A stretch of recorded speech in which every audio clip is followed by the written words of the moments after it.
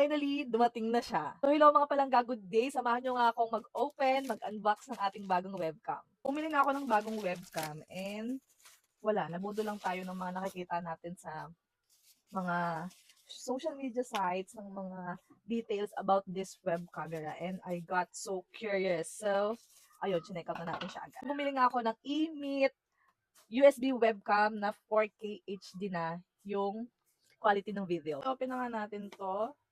I'm so excited.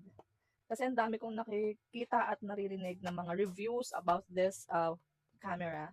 Sa loob ng box, ang inclusion niya, yan, syempre meron tayong manual here. And then, ito yung pinaka-cover niya dun sa pinaka-camera. And here is the camera.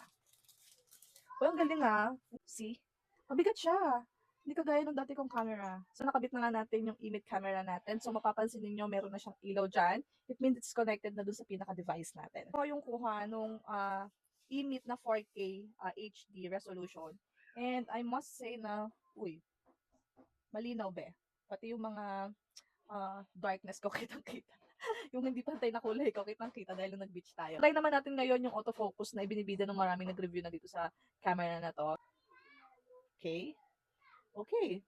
It's good Ang isa pang nagustuhan ko kay eMeet is yung mabigat siya. Masasabi mo na may quality talaga siya and maganda yung materials na ginamit. So, ayun lang mga palangga. I hope na nakatulong tong video na to. And, ayun.